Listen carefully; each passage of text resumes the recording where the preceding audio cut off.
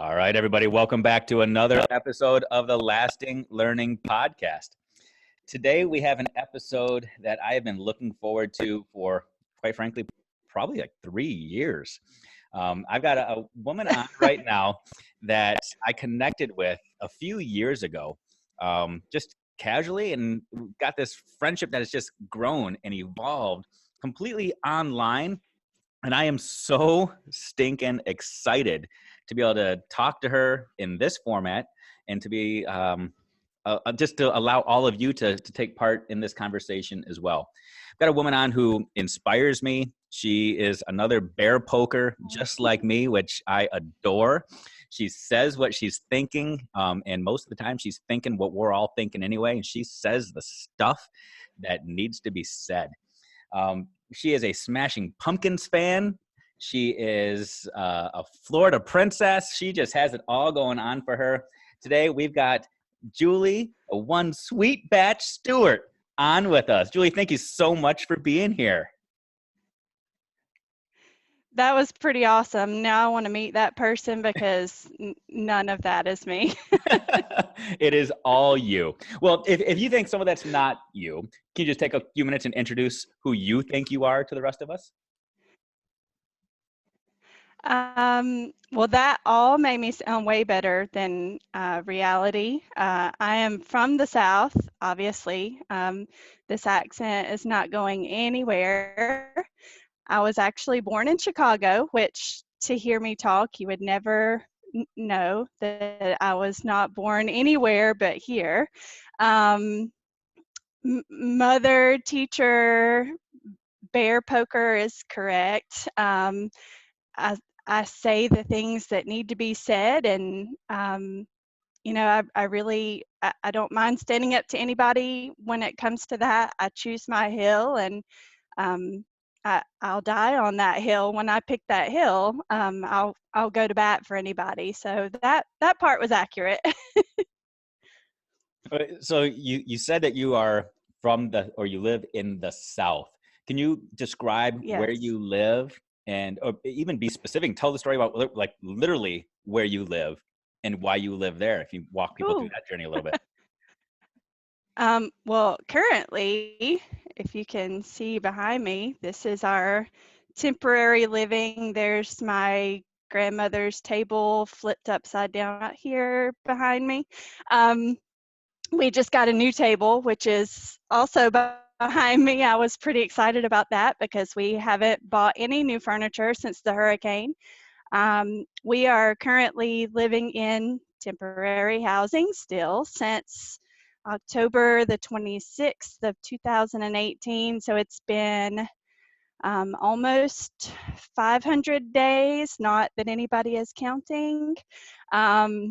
A hurricane came through 2018. We actually worked up until the day prior to the hurricane because we thought it would be just, we have hurricane parties. When you live in Florida, you have hurricane parties. It's no big deal.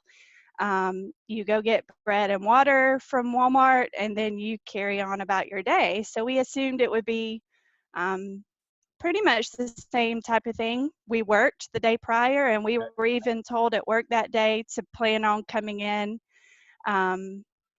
half a day the following day after the storm passed through. So sometime over, I get emotional when I talk about it because it's still so fresh, but in the middle of the night, the storm strengthened to a Category 5. It came on shore to Category 5. The hallway where my kids and my dogs and I were during the storm, everything was fine. The storm passed through. It took about 3 or 4 hours for the hurricane to pass all the way through.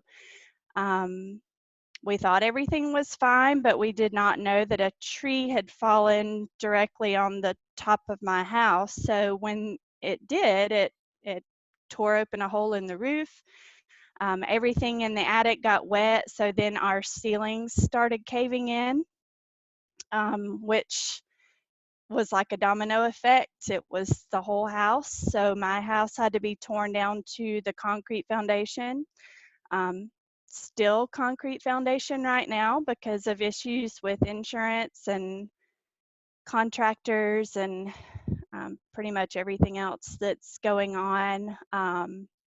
So that's, that's pretty much it. We are in a different town right now. We lived in Jackson County, which got a majority of the damage. Jackson County is still in shambles. So that's kind of the story of right now. It's crazy. I know a lot of people think that the idea of living in Florida, the Sunshine State, it's always sunshine and rainbows. You get the occasional rain shower that comes through, and when that happens, you just hunker down for an hour and wait for it to pass. Sometimes you have to deal with alligators, Right. but there's Mickey Mouse right around the corner, right? Florida is just sunshine, Right. rainbows, and Mickey Mouse. But I mean, there's also people that live real lives there that have ups and downs and these amazing obstacles that get put in their way. So and I know you don't necessarily know the answer to this, but can you talk to people about what's to come? You said you call this temporary housing that you're in right now. What is the timeline as far as you know it?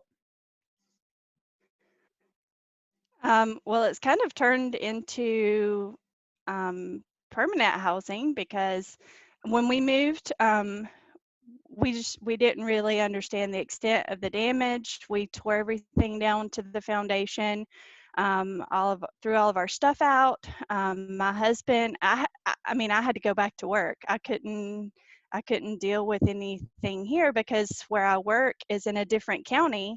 That county is the very next county over. They had power within the next 2 or 3 days.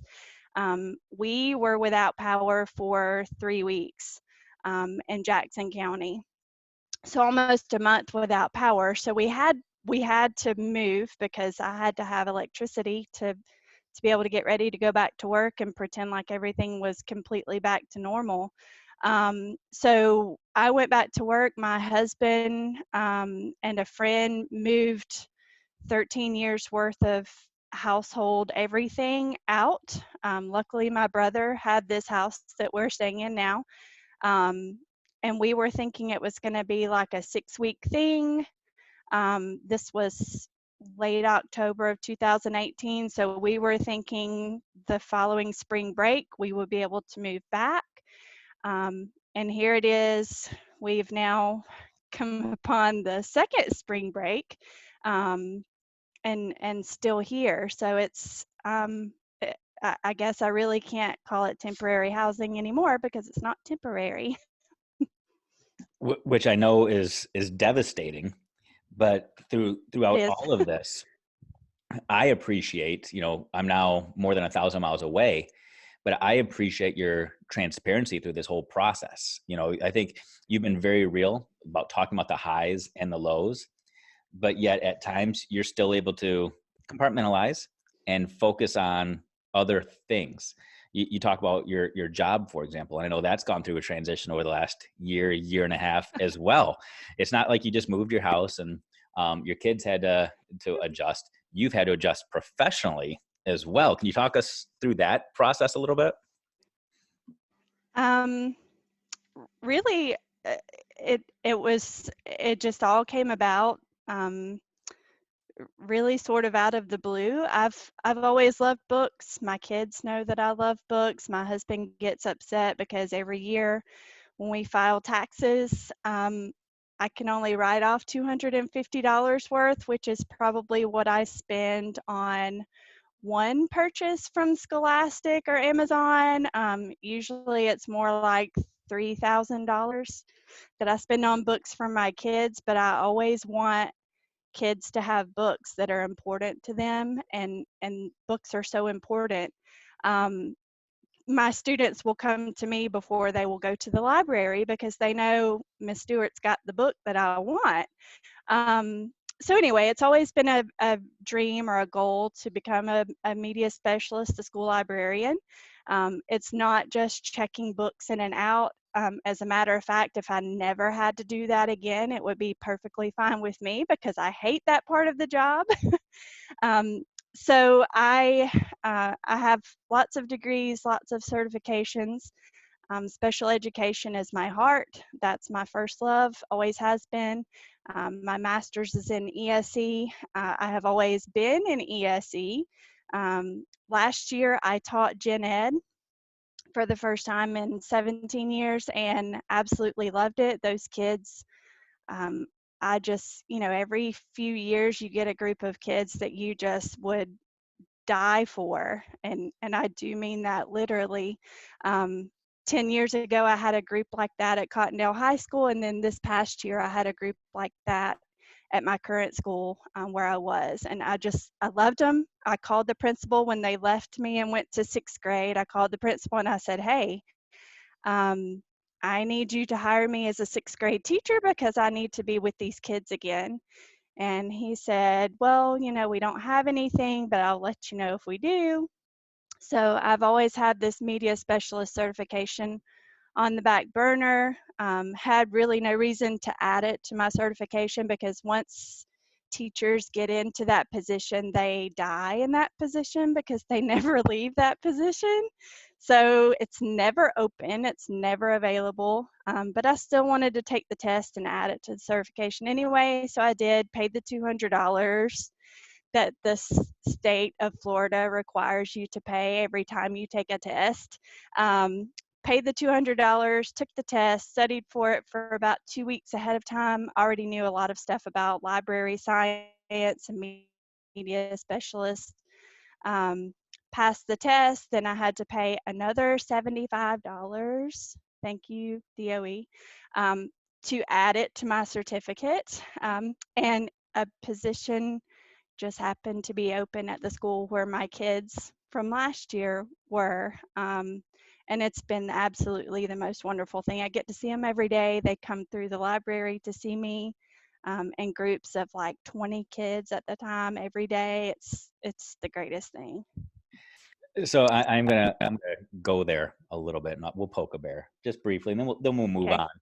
National teacher shortage. It exists in Florida as well, and yet to get a certification on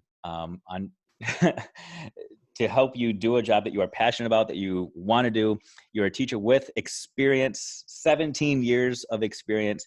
You had to pay $200 to take a test, and another $75 Yep. to get it put on your certificate so that you could walk in and help students reacquire a love of reading and Yep. literacy. That makes perfect sense. Yeah, it makes perfect sense. Right. But we're not gonna talk about that.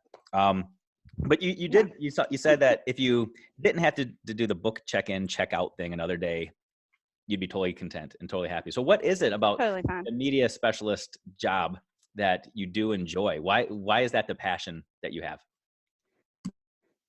I don't know. I love books. I always have. I'm reading 3 or 4 books at any given time, all at the same time. I've always loved bringing a kid in that says, I hate reading or I don't like reading. And I'll say, okay, well, what kind of things do you like to do? And we're able to find a book for that kid, and they pick it up and they get involved in the series. And then before you know it, they're a reader. Um, the same thing happens when they come in the library. I have kids come in and say, um, I'm looking for this book that was green on the front and maybe it had a dog on it. And I'm like, oh, yeah, I know exactly what book that is. And I can take them right to it. And, it's really cool when I have a kid that will come in and do that. And then he says, man, you really like books, don't you? I'm like, just a little bit. And I would challenge you that it's probably more than that. I think it's you just really like kids, and I think you really True. take a lot of pride in making sure every single kid feels valued and feels special and important, no matter their Every kid. circumstances, no matter their situation. And as I've gotten to know you, I mean, that has become the hill for you. Is it's not just about equity and equality; it's making sure that every single kid knows their value. And I feel like you're able to do that right now in a very powerful, meaningful way. And I don't know if you want to talk through some of this or not, but just to give people a little bit of context about specifically where you are. So in terms of Florida, Florida is a huge state. There's Southern Florida, which is, Miami and There's the huge houses and people driving the Lamborghinis, and there's Central Florida where we have a lot of retirees, and Disney. Then there's Northern Florida. That's just called Disney. Right. Then you've got the Panhandle region, which is more southern Georgia, southern Alabama than it is Florida. I mean, it's the Bible Belt. It is Right. the heart of conservative America, if you will. In walks Yes. Julie to the media center, and you have the opportunity in the media center to really highlight books, highlight topics, highlight themes that you think are relevant, important, and meaningful for all kids. So at times that means you're not necessarily just putting Huck Finn, Tom Sawyer, The Great Gatsby on the shelf, or even just Dr. Seuss Right. on the shelf. Am I right? Exactly. So, Especially not Dr. Seuss. so talk to me. What kind of decisions are you making daily when you're weighing what books you're highlighting, what books you're putting on the shelf? Well, that's been a really touchy subject lately. I spoke to you about this. We have in all districts, not just mine, it is not specific to my district, but we have students that are not straight white males only. M- Most of the books that you pick up are about straight white characters that have no disabilities, that have no, um, less than ideal circumstances, that just, it's just the norm, I guess. Um, my favorite author is Jason Reynolds. He writes books that are, they're just they really get you into the mindset of what our Black youth are going through right now. As a teacher, that's important. As a student, that's important because we need to be able to experience what other kids are going through. Um, I had a student, a trans student, that came to me in confidence and asked me if I had any books in our very small rural library um, about the LGBTQ community. Our library did not. I personally did have a few, um, and that was not well accepted by the community at large. They kind of took it and ran with it as me um, bringing an agenda to the students, which I'm not sure how I would have an agenda since I'm a straight white female and I've been married for almost 20 years. I don't have a gay agenda. Um, I have a human agenda. Um, Not everybody is straight white perfect. I buy books about kids with disabilities, with different abilities. I buy books about interracial couples. I buy books about, people of some use of, but um, it was not widely accepted. I'll just leave it at that. And for those people that are just listening to this and can't see the visual, over your right shoulder, there's a little painting. Can you just describe what the painting is that's over your, Oh, my right shoulder. yeah, Um, well, that actually came from my old house above the fish tank there. yeah, That fish actually went through the hurricane in the bathroom with us, so he's a fighter. Um, but the painting, I'm Mormon, LDS, yeah. Latter-day Saint. That's by one of my favorite um, Mormon artists, but it's a picture of our Heavenly Father. I like to have it in a central location of our house. It was right by the front door of my old house. It actually did not receive any damage. All of our other pictures either fell or broke or had water damage, but it's one of my favorite pictures. It came with us and it'll go back with us when we go back to our tiny little house. Yeah, and I bring that out because I think it's important for people to recognize. I mean, your faith is a central part of who you are, and it's who you are. It's something that you hold very, very dear. It's something that helps drive the decisions that you make daily. Yet that is not your agenda for the kids. Your agenda is just to make sure that people feel valued and loved. I mean, truly, that is the essence of your faith, is feeling loved and appreciated where you are, who you are in any moment. And if you do have an agenda, that's it. So in the heart of the Bible Belt, I mean, that's I think that is a message that rings true in the heart of the Bible Belt and inner city America and rural America, you name it. Every single person has a place. Every single person needs to be accepted for who they are, where they are, and just loved by others. I Is agree. is that if you did have an agenda, did I just sum it up for you? You did. I was actually told not to respond to the people that were responding negatively because I think everybody knows that if I respond, um, it can go sideways really quickly. Because once you poke the mama bear, all bets are off. But I did respond, but I responded by simply saying, if I did have an agenda, my only agenda is for every single student that goes to my school feels like there is a safe space for them and a place where they can go to be whoever, whatever they are. I don't care. Um, as long as you're not hurting someone, um, you can be whatever you want to be. You can be whoever you want to be. If you want me to use they pronouns for you, great. If you want me to use he or him pronouns, then tell me that. It's not something to be laughed off or put to the side, because if it's important to those kids, then it needs to be important to us. And that was my only agenda. I want those kids to know, hey, I'm at school. This is a really terrible, sometimes horrific place to be, because kids are mean. Kids are mean. And I don't know a better word for it, but kids are brutal. And these children need to know, hey, there's a safe place where I can go, because Miss Stewart um, will welcome me in, and I can be me in the library.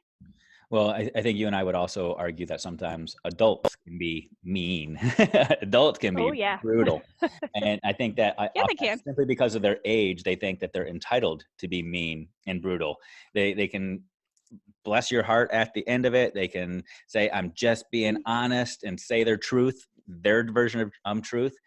Um, but there needs to be They people in the world called that me the feel devil, so right. I'm pretty sure that was like a prime example. I mean, There you go. So, my so kids might call me the devil, but I've never had another adult call me that. So where is your safe space then? Because I mean, from the outside in, people would look at you and say, "Oh, you're this Southern belle. You're just living the life." But there are haters everywhere. Do you have a safe place, a place that you can turn in and say, "Man, this is where I'm accepted"? Um, I really don't right now. Just recently, it's gotten really difficult, and I finally got to the point where I could call my doctor. She's a good friend of mine. Our youngest children are best friends, so we have a great relationship. And I texted her one day and I said, listen, um, I need help. This is embarrassing. I don't like saying this, but I'm either going to take myself out or I'm going to take somebody else out. And it's gotten to that point. um, Please don't, take it personally and hold it against me that I'm telling you this, but uh, something's got to change. Something's got to give. I've always been anti-medication. Um, I have scoliosis. I don't even take narcotics. Every time I go to the ER, I even have to tell them up front, no narcotics, can't take anything more than a Motrin 800. And my doctor friend texted me back immediately and she said, girl, I'm depressed for you. You're going through it right now. Nothing to be embarrassed about, nothing to be ashamed about. And she brought me in, um, started me on medication, and it's been maybe 2 weeks. I don't know. Um, so I'm hoping that that will help create a safer place for me. Well, I'll tell you, I'm starting to get emotional right now because I know your story, and I am so proud of you, um, in more ways than I can even describe. The past year and a half has been insane, insane, and watching the story unfold from 1,000 miles away. I get my own head at times, and there are listeners of this podcast that know that at times I've gone through the woes is me's and gotten to those deep, dark places, Mm. and finally got myself to a place a year ago where I was able to throw up my hands and say I can't do this anymore, and reach out and get help through counseling and medication. And at times, I feel like the medication helped. At times, I feel like talking to the doctor helped. But when I really sit back and think about it, the thing that helped was simply making that acknowledgement of I can't do this alone anymore, and reaching out for help for the first time and ripping off that mask and that facade like everything is perfect. And seeing you get to that point Right. has been like rewarding, to know that you're at this place now where you're just completely raw and exposed and willing to say this on this podcast. I mean, that is powerful, powerful stuff. And the impact that your Well, story and hopefully your message. nobody will watch it. Right. But seriously, the impact that is going to have on somebody else as well, because there are so many people that go through this. Have they had their house destroyed by a hurricane? No. Have they switched jobs in the midst of that? No. Are they feeling isolated and attacked from multiple lenses on social media stuff? I don't know. But there are people that are questioning their value, their worth, and their future. And the fact that you are A, fighting through it, B, continuing to fight for the things that matter, and now fighting for yourself is so stinking amazing. And I absolutely love seeing this side of you. Love it. Sorry, I had to say it. Thank you. So with all of that, I'm gonna just go here real quick. So the idea of poking the bear, um, you wear that with a badge of honor, right? Um, but it's also something that comes at great Sure. cost, because you do fight for the things that matter to you. But the idea of fighting means other people will fight back, which can lead to this vicious cycle, Oh, yeah. right? Sometimes we say things. I will speak for myself. I'll say things that piss people off, and I say it knowing it's going to. But then when you get the pushback at times, it makes me cringe inside. Like, ooh, people don't necessarily see things the same way I do, and it makes me question if I'm doing the right things. Do you battle that? Do you battle whether or not you should fight, whether or not you should just keep your mouth shut, or should you just play by the rules, or should you try to break the rules? I do. Yeah, that was my son that just popped through. It's all good. um, I do. How do I start this?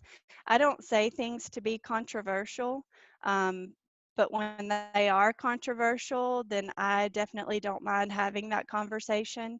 Um, case in point, I had someone not too long ago. It was a student that um, I I put up a display in the library, and it was several months before Black History Month, and I put it up because I had a bunch of really great books that I really loved about some of my favorite fictional characters. Most of the books were actually about or were written by my favorite author, Jason Alexander. And then Nick Stone is also another favorite author. She wrote Dear Martin. Also a great book. So I had a display, and I had a sign that said read Black, and then underneath it said read books by Black authors about Black characters, about the Black experience, read them every day, not just Black History Month. Um, I made a post about it on social media, which I do. I love posting things about the library on social media because the goal is to get kids in the library and to get them reading. But I had a student that came through and he said, "Why do you have all these books up?" And I said, "Because this is a library and those are books." And he went on his way, and I was like, "Okay." Um, well, he passed through the next day and he said, "You know, it ain't Black History Month." And I said, "Yes, I'm aware. It's November." Um, he went on his way. Same student passed through the next day. The library is a shortcut, by the way, so I have a lot of kids back and forth. But he came through and he said, um, "Why do you have all these books? Is it because it's Black History Month coming up?" And I said, "Listen." And I finally, I was to that point, had to remember this is still a kid. And I said, "Listen, these are books that have words in them that are by some of my favorite authors. Yes, they happen to be Black. No, it is not Black History Month, and that is okay." Um, Went on his way. A couple days later, he came back through and actually checked out one of the books, which is great. Um, and hasn't mentioned a thing about it since. My display is still up. My sign is still up. Still not Black History Month in March. But Black history is American history. It doesn't have to be February for us to have this display, but um, like I said, when I get involved in stuff, it can go sideways really quick. But I try to keep it professional. So. And I can only imagine at times that you get shocked when some of that stuff does cause a stir. You're Oh like, yeah. this is just common sense. I mean, accept people, love people, appreciate people, and then that causes controversy, which is crazy. Yeah, I also want to compliment you Always. on the way that you approach literacy and reading.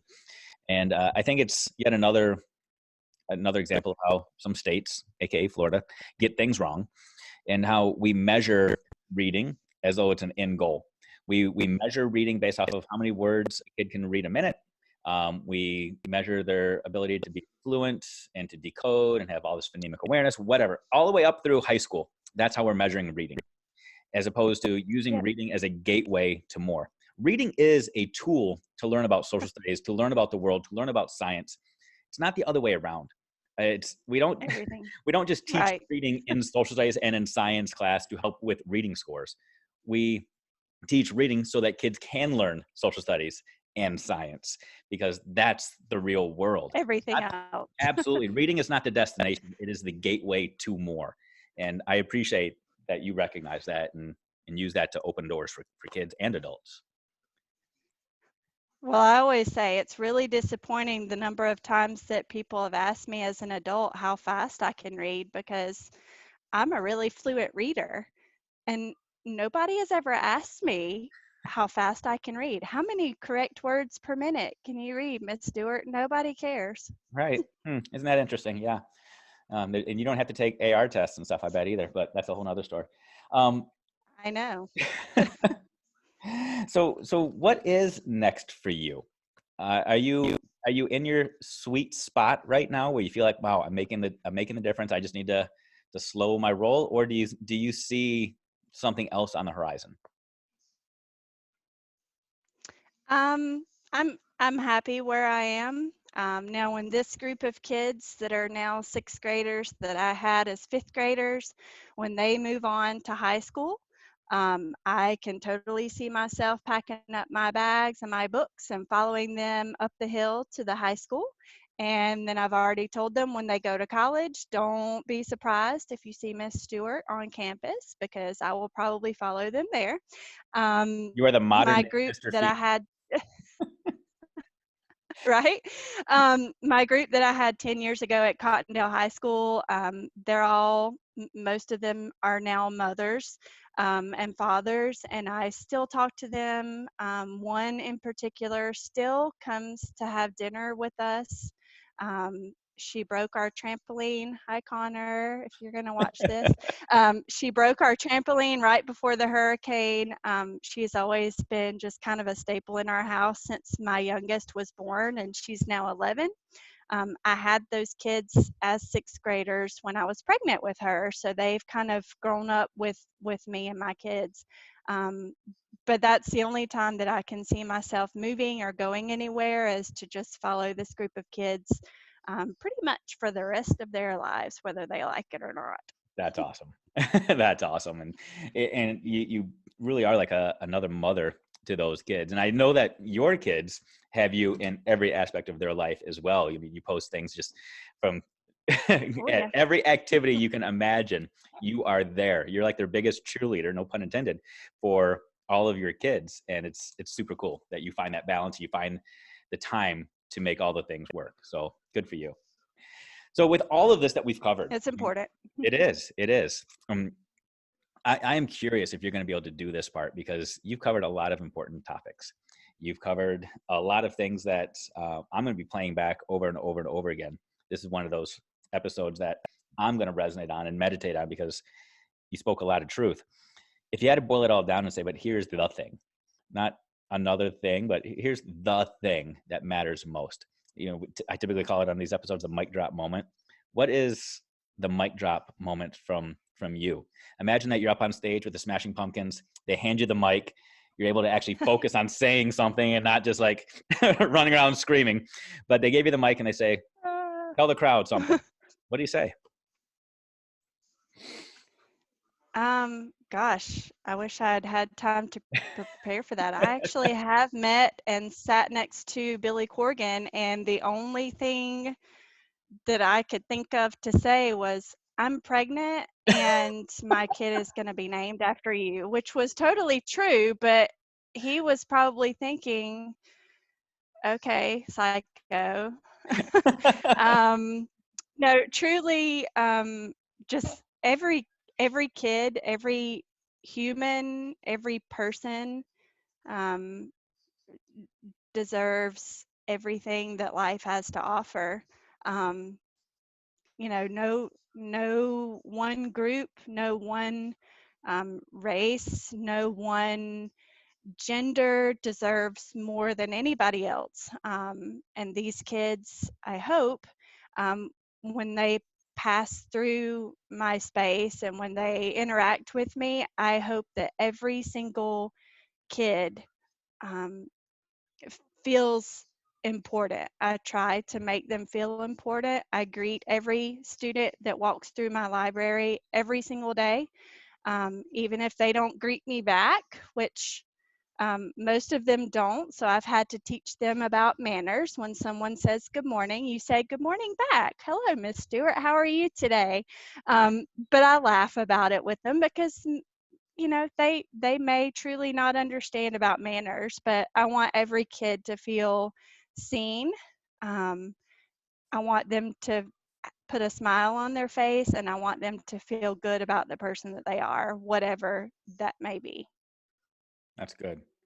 And I'll just say this to you, that I appreciate you. You matter. And I literally read every single thing that you write and you post, because it speaks to me. And I appreciate you as a person. Um, Thank as you. an educator, as a mom, as a wife, all of those things, but your own identity outside of those other labels are a rock star in my world.